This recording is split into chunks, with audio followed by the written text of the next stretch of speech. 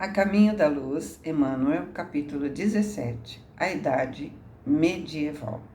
Os mensageiros de Jesus.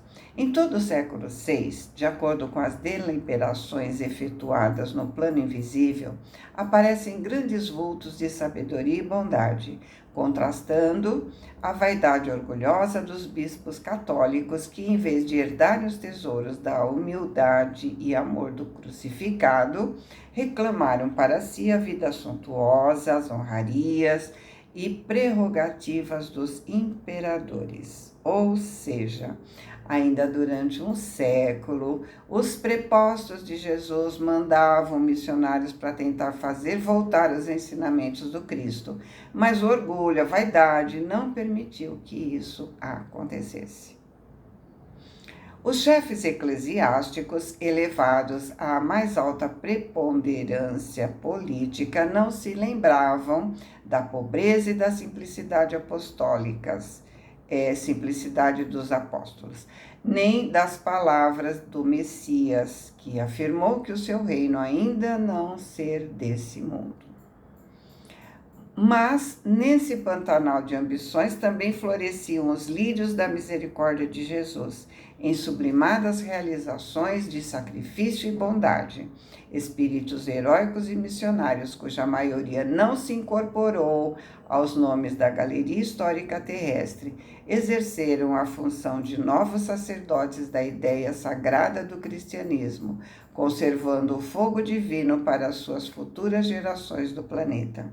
Embora subordinados à disciplina da Igreja Romana, eles ouviam no ádito do coração, na entrada do coração, a palavra eterna e suave do divino jardineiro, e por isso sabiam que a sua missão era da renúncia, do sacrifício e da humildade.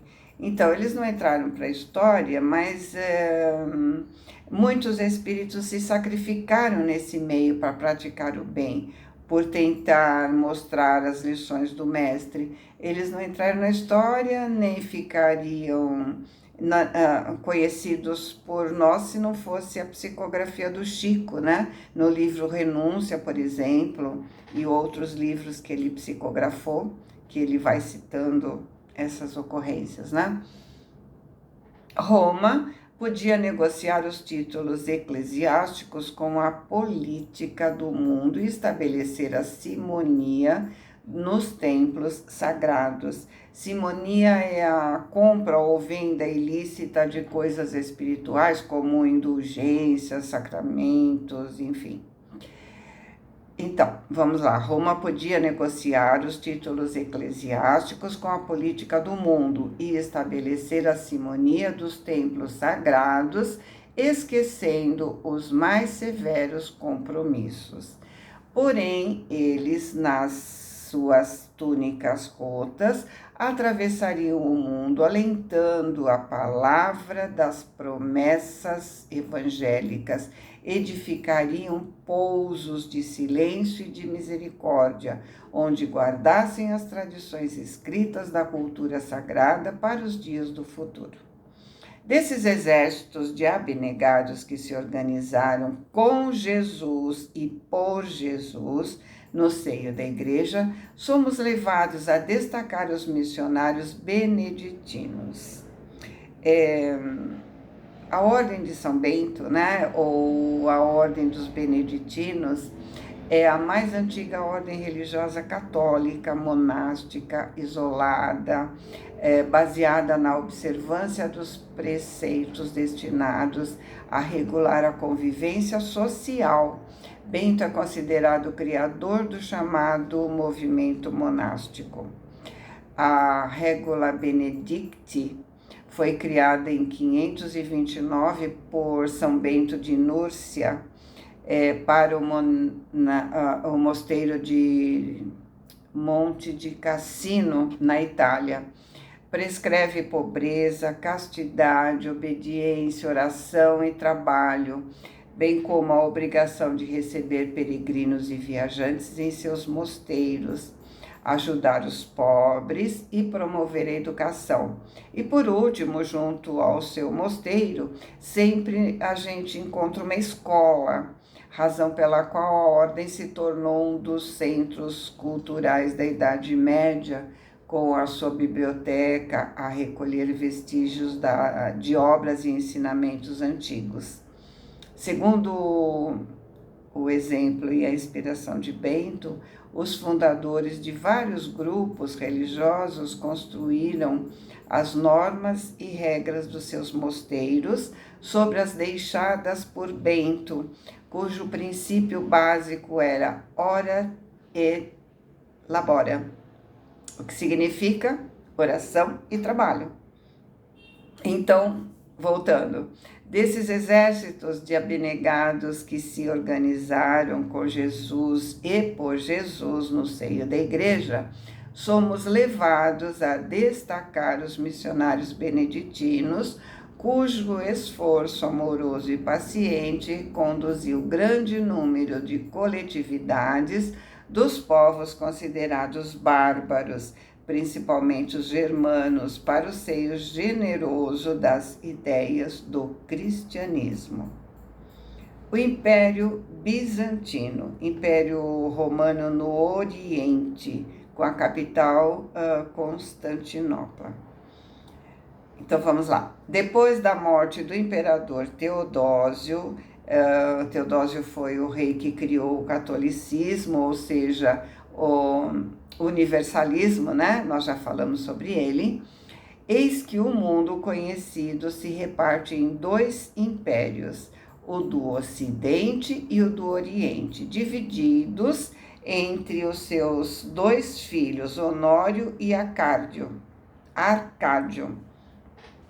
com o assalto dos Érulos. Érulos são os germânicos bárbaros.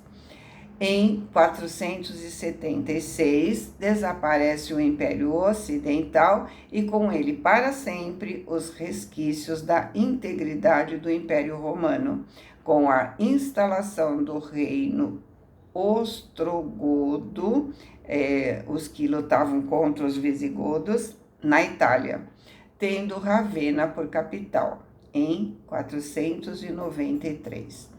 Constantinopla é então a sucessora legítima da grande cidade imperial. O Império Bizantino era o depositário da legislação e dos costumes romanos. Um poderoso sopro de latinidade vitaliza as suas instituições. Porém, em vão, as expressões romanas buscam um refúgio nas outras terras, com o objetivo de uma perpetuação. Homens enérgicos como Justiniano, que foi o imperador romano oriental, não conseguem salvá-las.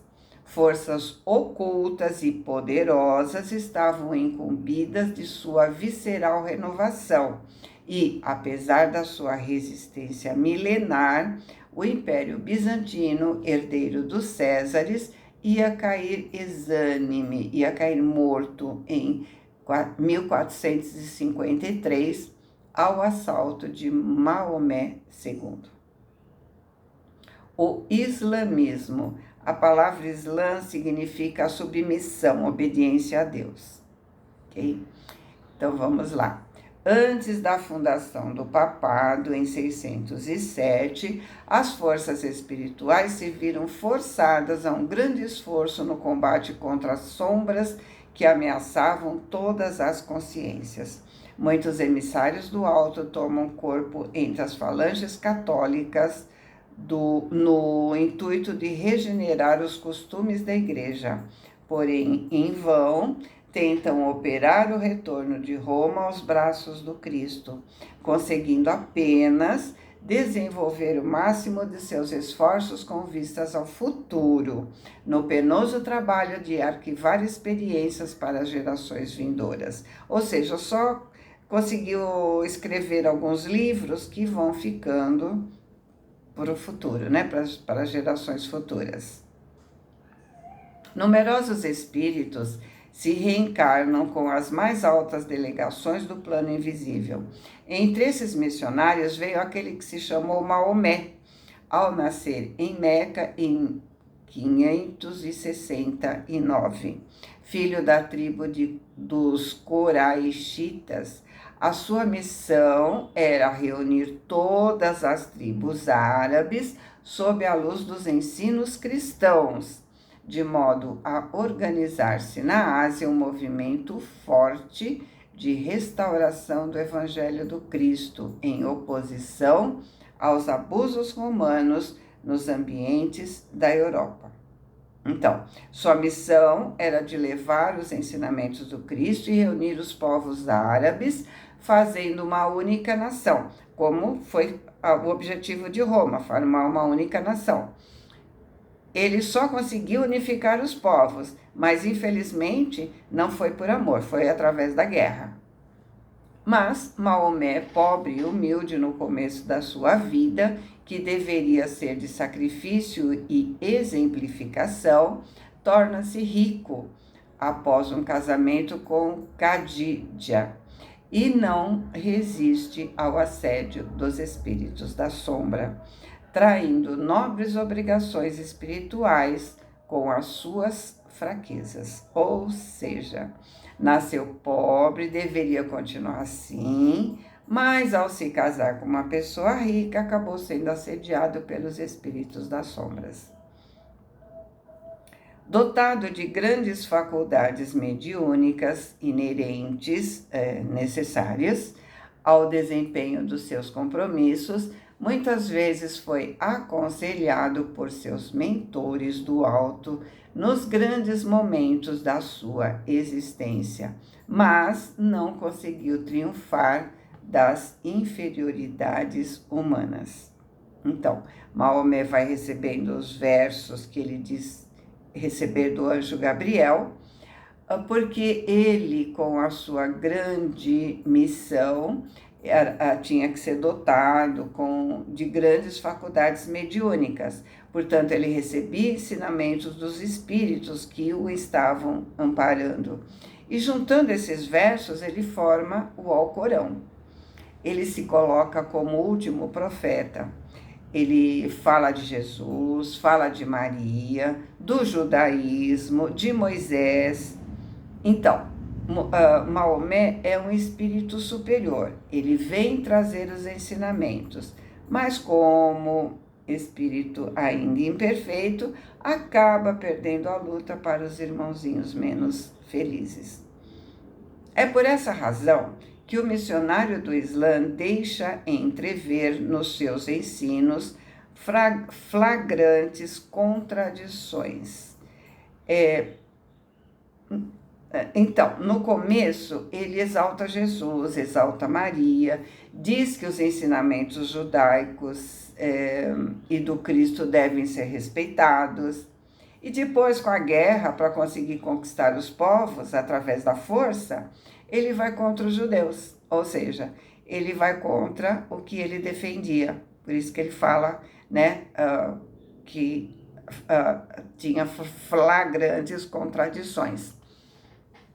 A par do perfume cristão que se evola, que se espalha de muitas de suas lições, há um espírito bélico, um espírito de guerra, de violência e de imposição. Junto da doutrina fatalista encerrada no Alcorão, existe a doutrina da responsabilidade individual, divisando-se através de tudo isso uma imaginação superexcitada pelas forças do bem e do mal, num cérebro transviado, tirado do caminho, do seu verdadeiro caminho. Por essa razão, o islamismo, que poderia representar um grande movimento de restauração do ensino de Jesus, corrigindo os desvios do papado nascente, assinalou mais uma vitória das trevas contra a luz, e cujas raízes era necessário extirpar. Então, novamente, as trevas vencem. Elas vencem pela nossa conivência, porque Nosso egoísmo, nosso orgulho, nossa vaidade predominam. E aí não existe caridade. As guerras do Islã. Maomé, nas recordações do dever que o trazia à terra, lembrando os trabalhos que lhe competiam na Ásia, a fim de regenerar a Igreja de Jesus, vulgarizou a palavra infiel entre as várias famílias do seu povo, designando assim os árabes que lhe eram insubmissos, quando a expressão se aplicava perfeitamente aos sacerdotes transviados do cristianismo. Com o seu regresso ao plano espiritual, toda a Arábia estava submetida à sua doutrina, pela força da espada, não pela força do amor. E embora os seus continuadores não se deram por satisfeitos com semelhantes conquistas, iniciaram no exterior as guerras santas, subjugando toda a África setentrional no fim do século VII. Nos primeiros anos do século seguinte, atravessaram o Estreito de Gibraltar, estabelecendo-se na Espanha em vista da escassa resistência dos visigodos, atormentados pela separação, e somente não seguiram caminho além dos Pirineus, porque o plano espiritual assinalou um limite às suas ações, encaminhando Carlos Martel para as vitórias de 732. Então vamos ver quem é Carlos Martel. Os muçulmanos tinham invadido a Espanha com velocidade fulgurante, ébrios pelas vitórias ao atravessar os Pirineus, escravizando as populações e ficando com os seus bens, chegaram até o coração da França. A França era o coração da cristandade em formação. Os reis francos encontravam-se em grande decadência e não deram sinais de reação. Foi então que se acendeu uma nova estrela no firmamento da cristandade.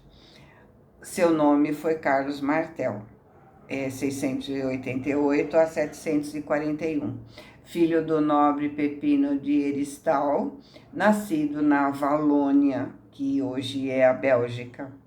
Carlos Martel desempenhava a função de prefeito do Palácio do Reino Franco do Oriente desde 717 e a partir de 731 da totalidade dos 3 reinos em que se divisavam os francos. E aí, de fato, desde essa posição, ele governava o país. Nela, o herói Carlos Martel quebrou o ímpeto muçulmano e por isso é justamente considerado o salvador da Europa, face ao expansionismo islâmico. Recebeu do Papa Gregório III o título de herói da cristandade. Carlos Magno. É depois dessa época que Jesus permite a reencarnação de um dos mais nobres imperadores romanos, ansioso de auxiliar o espírito europeu na sua amargurada decadência. Emmanuel não diz quem é esse nobre imperador romano que volta a auxiliar a Europa. Ele só diz um nome, né? Essa entidade renasceu então sob o nome de Carlos Magno, o verdadeiro reorganizador dos elementos dispersos para a fundação do mundo ocidental. Quase analfabeto, criou as mais vastas tradições de energia e de bondade dentro da superioridade que caracterizava o seu espírito equilibrado e altamente evoluído. No reino de 46 anos consecutivos, Carlos Magno intensificou a cultura, corrigiu defeitos administrativos que imperavam entre os povos desorganizados da Europa, deixando as mais belas perspectivas para a latinidade. Jesus sabe quanto de lágrimas lhe custou o cumprimento de uma tarefa dessa natureza, cujo desempenho exigia as mais altas qualidades de cérebro e coração. Mas, antecipando as doces comoções que o aguardavam no plano espiritual, numerosos amigos invisíveis que com ele haviam caminhado na Roma do direito e do dever, cercam sua personalidade na noite de Natal do ano 800, quando seu pensamento em prece se elevava a Jesus na Basílica de São Pedro. Uma onda de vibrações harmoniosas invade o ambiente suntuoso, pouco propício às demonstrações da verdadeira espiritualidade. Ou seja, apesar de estar num ambiente cheio de ouro, de pompa, impróprio para dirigir-se a Jesus, os espíritos superiores se uniram a ele nessa oração, espalharam luz no ambiente. Leão III, o Papa reinante, sente-se tocado por uma sensação de incompreensível arrebatamento espiritual, essa luz que os espíritos emanaram, né? E aproximando-se do grande batalhador do bem, envolve sua fronte com uma coroa de ouro, enquanto a multidão o designa em vozes comovidas e entusiásticas como imperador dos romanos. Carlos Magno sente que aquela cidade também era sua. Parece-lhe voltar ao passado longínquo, contemplando a Roma do passado, cheia de dignidade e de virtude. Seu coração derrama lágrimas como o profeta Jeremias sobre a Jerusalém de suas dores, agradecendo a Jesus os seus favores divinos. Decorridos alguns anos sobre esse acontecimento, o grande imperador busca de novo as claridades do além, ou seja, ele desencarna, para reconhecer que o seu esforço caía sobre as almas como uma bênção, mas o império por ele organizado teria escassa duração. Tudo que ele fez cai como uma bênção sobre o povo, mas infelizmente dura muito pouco. O feudalismo. Depois das nobres conquistas atenienses em matéria de política administrativa, depois das grandes jornadas do direito romano à face do mundo, custa-se entender o porquê do feudalismo que se estendeu pela Europa, desde o século VIII até o século XII, representando aos estudiosos da história como retrocesso de toda a civilização. Então, Emmanuel diz que custa entender porque, depois de todos os benefícios recebidos pelos romanos, os esclarecimentos, a filosofia, o direito romano, a democracia, a ciência em que eles fizeram o saneamento, foram os romanos que trouxeram as redes de esgoto, que canalizaram a água.